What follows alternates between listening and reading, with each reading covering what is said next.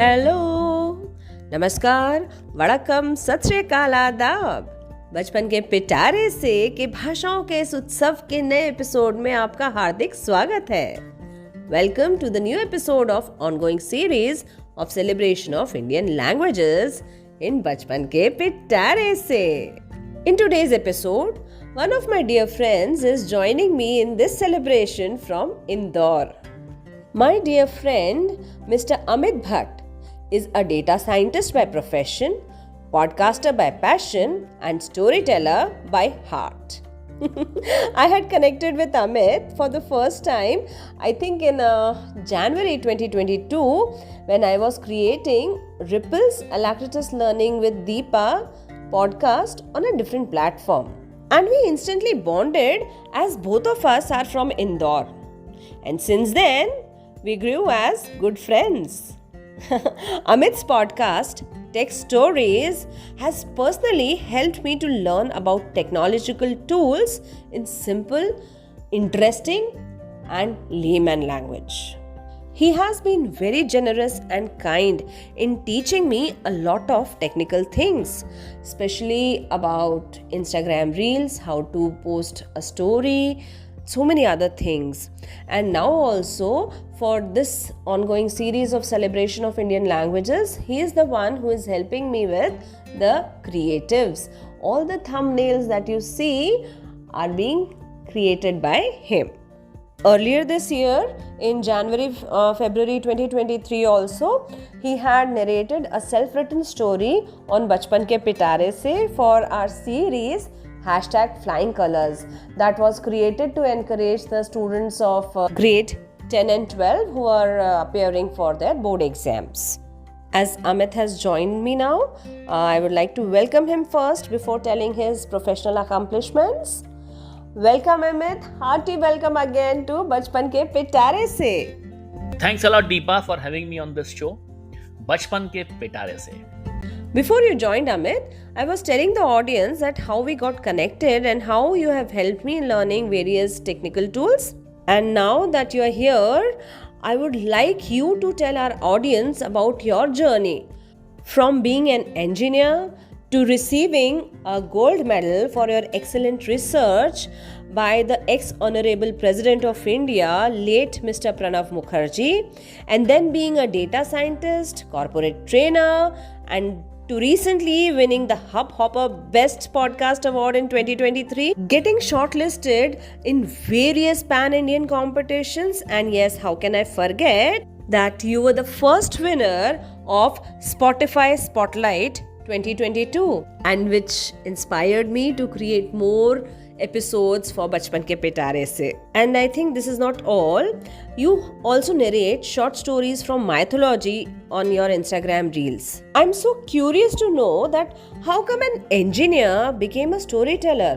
और आपका technical field से इतना गहरा संबंध रहा है और टेक्नोलॉजी से सीधे कहानीकार और कवि बनने तक का जो सफर है, प्लीज हमारे साथ शेयर कीजिए। आपने तारीफों के पुल बांध दिए। वैसे ऑडियंस, दीपा भी कम नहीं है। दीपा से भी काफी कुछ सीखा हूं मैं।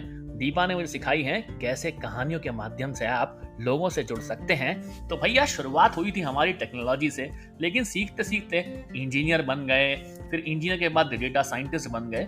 लोगों को अपना नॉलेज शेयर तो करने लगे, लेकिन एक समस्या पाई कि नोबडी वांट टू लर्न। इसलिए शुरू करी थी कहानी।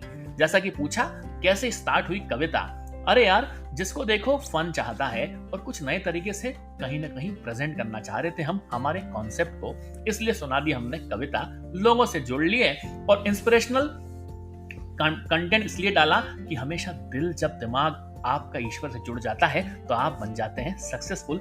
इसलिए मिल जाते हैं आपको अच्छे लोग और आपको मिल जाते हैं बहुत सारे अवार्ड्स। तो ये थी हमारी शुरुआत, हमारी जर्नी। अमेजिंग।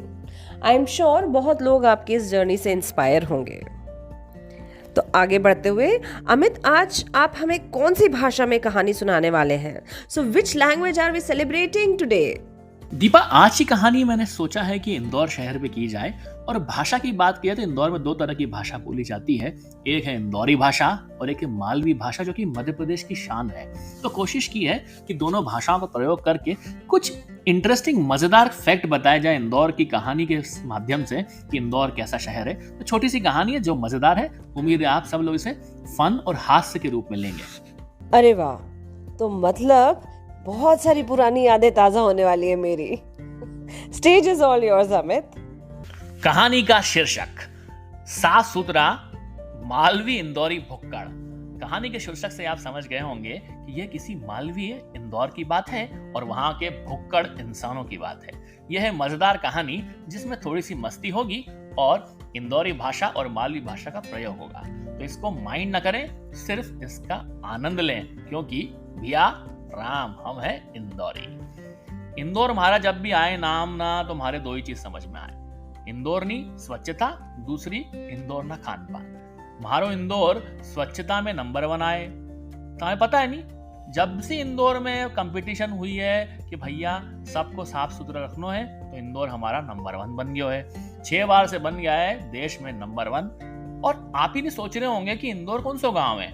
इंदौर मध्य प्रदेश में मध्यनगर में है, मतलब कि एमपी में है। हमारे एमपी में महाकाल भी है। महाकाल नगरी के पड़ोस में आ जाता है हमारा इंदौर। इंदौर मध्य प्रदेश में घनी घनी अच्छी बातें भी हैं।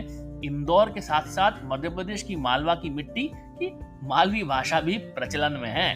कई नानों प्रकार के व्यंजन मिले, नानाओन आए और इंदौरी भाषा में हमारी इंदौरी स्टाइल में कई बार बोले कि भैया राम कैसे हो। तो डेमो दे देते हैं आपको इस बात को कि इंदौर शहर में जब भी कोई आए तो बस एक ही बात बोले, सबसे पहले आपको बोले भैया राम, मतलब शुरुआत करते हैं वो जय श्री राम से। कोई ऐसे भी विचित्र स्लैंग यूज करे जैसे कि पहलवान क्या हो रहा है, ये भी इंदौरी भाषा की स्टाइल है। लेकिन इंदौर को मिनी बॉम्बे से जोड़ के भी दिखाया सकता है। हमारे समझ में नहीं आया कि कई बार इंदौर बोले कि चलो नहीं आज कुछ खासियत बताई दो इंदौर के बारे में, मध्य प्रदेश के बारे में। तो तमें भी बताई दूं कि मध्य प्रदेश की अगर बात की जावे तो माँ अहिल्या नगरी है हमारी इंदौरी। माँ अहिल्या बाई होलकर के नाम से हुई प्रचलित।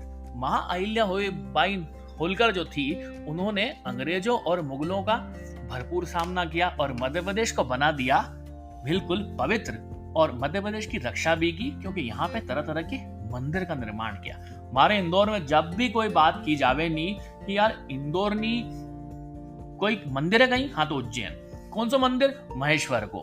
दूसरा मंदिर ओमकारेश्वर।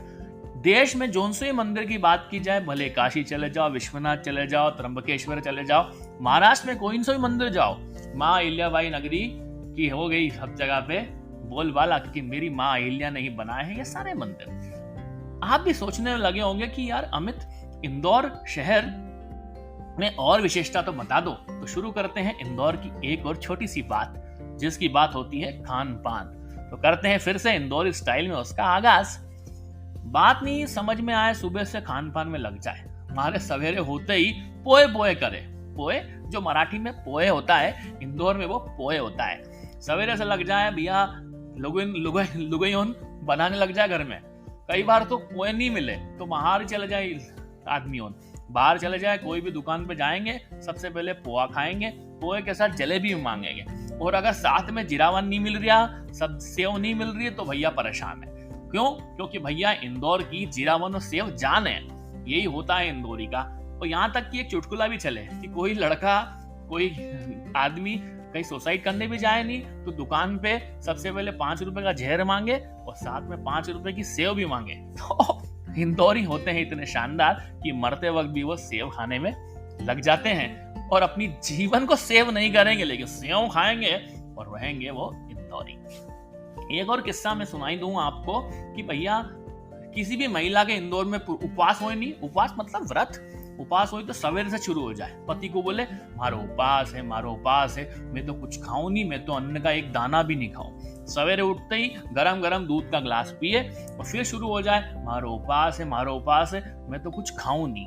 पति उसके लिए साबूदाना खिचड़ी लाए। अरे इंदौर में बहुत सारे ठेले नजर आए, सब पे साबूदाना खिचड़ी मिल जाए। कई बार तो घर में बनाए, लेकिन उपवास के दिन तो भैया बाहर से हरी मिर्च के साथ में साबूदाना खिचड़ी खाए। फिर बोले अरे यार दिन भर से कुछ खाया नहीं, मारो उपास है, तो कोई फल फ्रूट खिलाए। फल फ्रूट के साथ साथ इंदौरी सराफा के नागौरी शिकंजी को बुलाए, बढ़िया वाले शिकंजी दबाए, खींच जाए, फिर भी बोले मारो उपास है, मारो तो कुछ भी नहीं खाए, अन्न का एक दाना भी नहीं खाए। रात होते ही मूंगफली के दाने और फरियाली मिक्सचर मंगाए। पति को रात में सोते वक्त भी बोले आज मारो उपास, तो अन्न का एक दाना भी नहीं खाए। इतने हैं भुक्कड़ हमारे इंदौरी, जो उपवास के दिन भी खा लेते हैं खूब सारा और कहते हैं मारो उपवास है। यहाँ तक कि दिन भर सुबह से ही तफरी करने निकल जाते हैं, जब मिलता है मौका तो खा लेते हैं पोहे, जलेबी या समोसा। यहाँ तक कि यहाँ का दाल बाफला एक ऐसा व्यंजन है जिसको खाते ही हो जाते हैं सब नींद में गुल, क्योंकि इतना स्वादिष्ट होता है ये, जिसमें घी लगता है। घी के साथ साथ इतनी शानदार, मेरे मुंह में भी पानी आ रहा है, मतलब उसको याद आ रही है मुझे, खा के ही सब पड़ जाते हैं बिल्कुल आड़े। क्योंकि हमारे इंदौर वालों जो है नहीं सिर्फ खाए पिए दाल बाफले, जलेबी, गराड़ू, दही बड़ा, ये सब मिल जाए सराफा में। अरे सराफा कौन सी जगह है? सराफा है भैया इंदौर को गोल्ड मार्केट। जब रात में पहुंचो नहीं तो रात में मिल जाएगा सराफा। सराफा में 8 बजे बाद शुरू हुए तो आदमी 3 बजे तक खाए। क्या खाए? खाना खाने के बाद जाए भैया, सबसे पहले दही बड़ा मंगाए, नीमा की ना कुल्फी भी खाए, सब चट कर जाए, फिर भी बोले अरे सुबह का इंतजार है, सुबह वहां के पोहे खाने चलना है, उसकी उसल पोहे बहुत फेमस है। सवेरे दिन रात सुबह शाम मारो मालवी भाषा वाला इंदौरी भाषा टच करके आए, लेकिन भोजन में हमेशा 1 नंबर आए, क्योंकि स्वच्छता में भी हो जाता है इंदौर नंबर 1। आप सोच रहे होंगे स्वच्छ शहर कैसे बन गया इंदौर? यहाँ तो दिन भर खाते पीते हैं, काफी सारे डिस्पोजल कचरा भी फेंकते हैं, लेकिन इंदौर वाले सहेजते हैं सब कचरे को। यहाँ पे कभी भी आपको कचरे का डब्बा नहीं दिखेगा रास्ते में, कहीं भी बड़ा स्टोरेज नहीं होगा, लेकिन प्रॉपर लिटर बिन्स लगे हुए हैं जिनकी मदद से हम कचरे को सही जगह पे सेग्रीगेट करते हैं, गीले कचरे को और सूखे कचरे को। घर घर आकर रोज कचरा कलेक्ट भी किया जाता है, इसलिए बन गया है स्मार्ट शहर। तो भैया मैंने आपको बता दी इंदौर की बहुत सारी बातें। पहली बात ये बताई कि भैया इंदौर भुक्कड़ है, लेकिन साफ सुथरा भुक्कड़ है। तो कैसी लगी आपको ये कहानी जिसमें बता दी मैंने आपको, और मेरे बात जुबानी। वैसे मैं भी जा रहा हूँ खाने के लिए कुछ, क्योंकि हो गया है शाम का समय, भूख लग रही है भैया अपने को। तो अपने को सेव चाहिए, अपने को जीरा बन चाहिए, अपन तो जा रहे हैं और फिर मिलेंगे आपको वापस से यहीं बचपन के पिटारे से के साथ में, या फिर टेक स्टोरीज के साथ में नई नई कहानियां सुनाने के लिए। तो भैया दीपा मैडम मैं जा रही हूँ, बुरा नहीं मानने का। अपनी तो स्टाइल यही है, अपनी तो चाल यही है, अपनी तो बात यही है। तो भैया राम।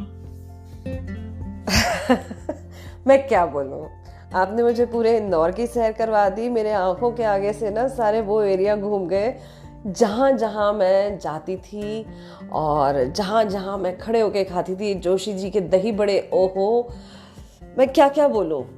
और इंदौर से बाहर निकलने के बाद पता पड़ा कि खाने का स्वाद जो है ना वो सिर्फ इंदौर में है। बाहर जाके जब भी मैं कुछ खाती हूँ या कोई भी इंदौरी खाता है ना, तो हम सिर्फ नुक्स निकाल रहे होते हैं, इसमें ऐसा कम है, उसमें वैसा कम है, ये ऐसा ज़्यादा नहीं बनता, वो वैसा नहीं बनता। और अमित, आपने एक और अच्छी बात कही, आपने मुझे एड्रेस किया दीपा बाई। तो कुछ साल पहले जब तक मुझे पता नहीं था इस शब्द का मतलब, तो मैं बुरा मानती और मुझे बड़ा बुरा भी लगता था। लेकिन आज मैं इस शब्द का बुरा नहीं मानूंगी। क्यों? क्योंकि एक बहुत गहरी बात है इस शब्द बाई में। जब ये बाई शब्द का प्रचलन शुरू हुआ था ना, तो बाई was addressed as a mark of respect to a lady. किसी औरत को या किसी भी XYZ पर्सन को, जैसे आज हम सर और मैम बोलते हैं, जिसको हम नहीं जानते, मैम ये कर दीजिए, तो पहले के ज़माने में बोला जाता था बाई। तो बाई was a mark of respect. लेकिन जब हम बड़े हुए, पता नहीं कब कैसे क्या हुआ, लेकिन बाई शब्द का प्रयोग ज़्यादातर लोग काम वाली बाई के लिए करते हैं, जो हमारे घरों में काम करती हैं, झाड़ू पोछा बर्तन आके करती हैं। लेकिन मुझे ऐसा लगता है वो शब्द भी ना हमने शुरू किया होगा as a mark of respect, कि किसी को नाम से बुलाने की जगह आजकल हम उनको दीदी बुलाते हैं। पता नहीं कब ये बाई शब्द इतना डेरोगेटरी हो गया कि हम उसको कम आंकने लगे। लेकिन मुझे ऐसा लगता है हमें अपने हेल्पर्स की ना उतनी ही रिस्पेक्ट करनी चाहिए। मेरे ख्याल से हमें सबसे ज़्यादा उन लोगों की हेल्प करनी चाहिए, क्योंकि हमारे घर का काम अगर हम खुद नहीं कर सकते, someone else is doing for us। कोई और बाहर से आके करता है हमारे घर की गंदगी साफ, तो जो गंदगी साफ करे वो तो रिस्पेक्ट का अधिकारी है ही। तो लेकिन ये आम बोलचाल में हमने बाई को एक डेरोगेटरी शब्द बना दिया, जबकि वो था नहीं। हमारी जो मालवा की रानी थी Ahilya Bai Holkar, by was a mark of respect. तो थैंक यू, आपने मुझे इतनी रिस्पेक्ट दी, और इस शब्द के ज़रिए मैं इस शब्द का असली मतलब मैं लोगों को बता पाई, इसके लिए बहुत बहुत धन्यवाद। और बहुत मज़ा आया। और अब पता पड़ता है कि इंदौर क्या है। इंदौर से जब बाहर निकलो ना, तब पता पड़ती है इंदौर की कीमत। एंड आई एम श्योर जितने लोग इसे सुन रहे हैं और इंदौर से बाहर रह रहे हैं, उन्हें पुराने दिनों की याद ताज़ा हो जाएगी और झट इंदौर आने का मन करेगा, जैसा मेरा कर रहा है। थैंक यू अमित, बहुत मज़ा आया। और अब आगे बढ़ते हुए आप प्लीज़ अपने social media handles, YouTube channel वगैरह के डिटेल्स हमारे साथ शेयर कीजिए, ताकि जिस तरह से टेक्नोलॉजी से जुड़ा हुआ जो मेरा डर था, मैं कोई चीज़ अटेम्प्ट नहीं करती थी, सिर्फ सुनती रहती थी कि हाँ कोई बड़ी तोप चीज़ है। जिस तरह से मेरा डर ख़त्म हुआ, उस तरह से कई और लोगों का डर ख़त्म होगा आपके पॉडकास्ट को सुनकर। तो प्लीज़ अपने सोशल मीडिया डिटेल्स और पॉडकास्ट डिटेल्स हमारे साथ शेयर कीजिए। Thanks a lot Deepa. I hope आपकी ऑडियंस को कहानी थोड़ी सी मस्ती वाली थी, पसंद आई होगी, और इंदौर के बारे में जानेंगे तभी तो वो इंदौर आएंगे। तो सभी का स्वागत है, इंदौर आए, खूब खाए पिए, और इंदौर घूमने आएंगे तो भैया हमसे मिल लेना, वी आर आम। तो मजाक छोड़ते हैं और सोशल मीडिया हैंडल्स की बात करते हैं। अगर आप टेक्निकल सीखना चाहते हैं किसी भी टेक्नोलॉजी के बारे में, तो पॉडकास्टर अमित नाम का मेरा हैंडल है इंस्टाग्राम पे, जो मिल जाएगा आपको डिस्क्रिप्शन में, जो दे देंगी आपको दीपा। बात करते हैं यूट्यूब चैनल की, टेक स्टोरीज विद अमित मिल जाएगा यूट्यूब पर, जहां पर आपको बहुत सारा शॉर्ट फॉर्म में कंटेंट मिलेगा, कविताएं मिलेंगी, इंस्पिरेशनल बातें, थोड़ी मोटिवेशनल बातें भी करता हूं मैं, क्रिएटर अमित के नाम से, AMEET होता है आखिरी में, देख लेंगे वो भी आप इंस्टाग्राम में। थैंक यू, बहुत बहुत धन्यवाद सभी का। दीपा, स्पेशली आपका कि आप मुझे बचपन के पिटारे से पिलाए। आप भी अच्छा करें, और नया साल आने वाला है, सभी को नए साल की शुभकामनाएं। Thank you. I am sure Amit, लोगों को बहुत मज़ा आएगा इंदौर के बारे में जानकर, और ख़ासकर वो लोग जो इंदौर के बाहर रहते हैं, जैसे मैं और भी बहुत सारे लोग। हम सब इंदौर को वैसे भी मिस करते हैं, और इसको सुनने के बाद तो जल्दी जल्दी आना चाहते हैं। और सच में इंदौर एक ऐसा शहर है जहाँ पे कोई भूखा नहीं रहता, रह नहीं सकता एक्चुअली, क्योंकि 24 घंटे कुछ ना कुछ कहीं ना कहीं खाने को मिलेगा ही मिलेगा। और इस भाषा को सुनकर, जो हमारी टिपिकल इंदौरी भाषा बियाराम और हमारी मालवी भाषा, जो हमारा, जिसको कहते हैं ना हमारा गर्व है, उसको सुनकर बहुत मज़ा आया। तो आज के लिए इतना ही। इसी के साथ ही एपिसोड ख़त्म करती हूँ, और अगले एपिसोड में इस सीरीज़ के एंड में, इस सीरीज़ को ख़त्म करते हुए हम नए साल की शुरुआत करेंगे, नए एपिसोड, नई सीरीज़ के साथ। कुछ क्या करने वाली हूँ वो मैंने अभी सोचा नहीं है, लेट्स सी। तो बचपन के पिटारे से को सुनते रहिए। आप सबका बहुत बहुत धन्यवाद। हमारे 10,000 लिसन्स हो चुके हैं पूरे, और मुझे उम्मीद है अगले साल में इस एपिसोड के साथ भी हमारे बहुत सारे लिसन्स बढ़ेंगे। तो thank you so much. Take very good care of yourselves, stay safe, stay happy, and keep listening to बचपन के पिटारे से। धन्यवाद। आपका दिन शुभ हो।